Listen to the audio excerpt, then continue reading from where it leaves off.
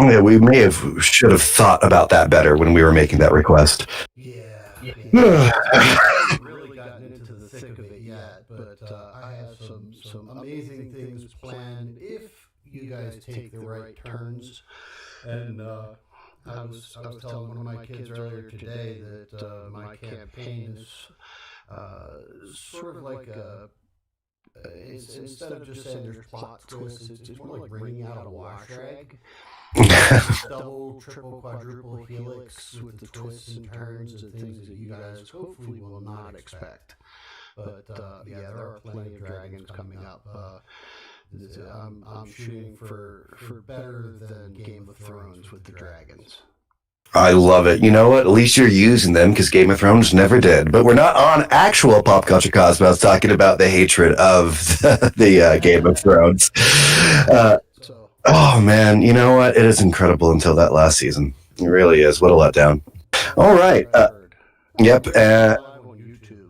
All right. Welcome into YouTube people that are listening in. Actually, you have perfect timing because we're going to start off with Andrew. I've decided that you're our lore master. Why don't you give us a little breakdown about what happened last game? Yep. Oh, Lord. Yeah, right? What happened? Can you pull us up to that screen?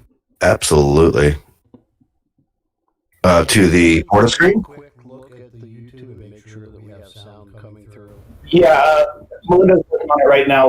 We're just not getting an image on the stream. We'll have it up in just a second, guys. Yes. Okay, so we are inside the the carcass, I guess, of a good way to say it. Yeah, I'd say ent. And inside the ent, it looks like it was twisted with some sort of weird necromancy magic, and there are like walls made of sinew and flesh and doors that look like little sphincters that open up and close. I know there was no way that I was going to get past sphincters not being mentioned in this episode. So it's and the buzzer in the background was perfect. Yeah, sorry. Honestly. So it's being twisted, and if you're on the view source for the stream, just kind of like move the map around and show them. And we found out that it was being twisted, being used by a hag, and she was using. We haven't really gotten to the bottom of it, but it looks like she's using this like good green life magic up here, and using it to do something. And Bucephalus is not about this. This isn't really harmonious with the forest, so he basically intimidated the hag, and she was ready to fight, and so we had to kill her. And she had this girl as a captive, and the girl was confused. They formed a friendship through captivity. Little Stockholm syndrome there. Yeah, little odd. Fantastic, man. But, yeah, that's about it. That sets us perfectly off. And you are playing Bucephalus, also goes by Bruce. Thank you for coming up with a little bit easier way to say that name. Bucephalus. You just need to watch the Alexander movie and you'll get it. No problem. All right. And you are, you've given a little bit of background. That's perfect. Melinda, Hilda, what is she? She's a satyr. Satyr, so little goat lady. I like it. Yeah, she's a druid, Circle of the Moon. So she's a little beefy, but still a little squishy at the same time. I just think it's a good balance there. I dig on it. And yeah, that's about it for her right now. Senior David. I don't know why you're senior today, but give us just a little bit about your character. So I'm playing a human sorcerer that doesn't really like to fight. Well, that's fine. That's not going to be hindrance at all in a D&D world. That's great. And the mighty. She finds her way to fight, but she would rather make sure her party is well. Absolutely. And the mighty Roger. Tell us a little bit about Pete. Pete is a Goliath paladin. He's a real big dude, and he's got magic, and he has real difficulty in actually hitting things. So, I've started entire sessions and not hit a single thing. This is true. This is I true. think this is not going to be one of those sessions. You guys were just double checking some audio right now. No, video. Video? Sorry. No, take that down. We don't want that. Okay, just a little bit of tech, and we'll jump right into the things now that we have all the wonderful introductions. I need your seat. Yep, I'm getting moved.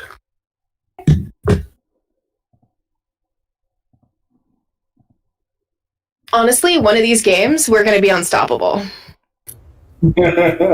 Honestly, it's going to happen. One of these days. Okay, yeah, that's exactly what I want to see. I don't understand why it wasn't showing it. We're seeing it. Yeah, so weird. Okay, anyway, I guess I'll take... It's the exact same thing. I don't understand. Oh.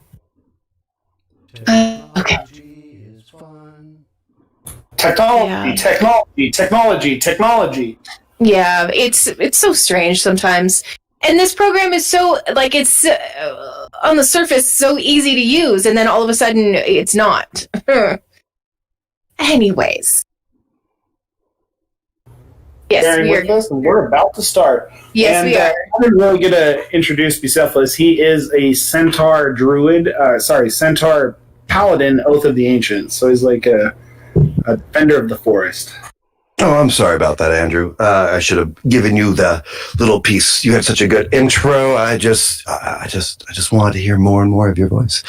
All right. The last moments. We're ready to go, right? We're all live. Okay. Yeah. In the last moments, as killing this hag, especially to you, Andrew. I mean, Bruce looks down, and hags are generally just nothing but a corruptive, like, presence in the entire world. Everything they touch seems to fall to ash, and self-serving is to give them credit. But you did see a flash, a moment of sadness looking at the girl. Something was palatable within that moment, and she does pass, and you start to hear whispers from down the hall. You've talked to the girl a little bit about what possibly could be down there, and she's like, I don't know, she just kept on dragging me down there. It was horrible. And that's where we open. What would you like to do? Do you remember last time suggesting bringing her with us? Maybe she should just stay here. Well, that's fine, if you'd like. Oh, you mean like keep her on this level while we continue to figure out what... Yeah. She goes... That way she's like not in the fray. I don't think she's going to be too much of trouble later. Maybe she will be. Who knows? So...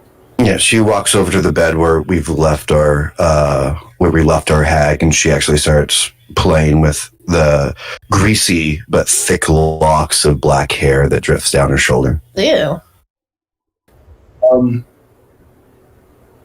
Maybe we should put her to rest. I'm fine here if you want to just. I mean, I'm sorry. I don't know what you guys want out of me. I know there's something downstairs. Just be careful and eat the food that we left you. And okay, thank you. Safe. Yeah, right. She actually leaves the hag and goes over to her drawing desk and picks up a fresh piece of parchment and puts it down. They seem to be flowers that she's drawing. I think the child will be fine. She just needs a bit of time. But it is time for us to see what's in the basement of this thing. In this room, you can... Yes. Absolutely. Like, but you can hear the sound of the life, whatever's left in this end being pumped through, like, as if it was a artery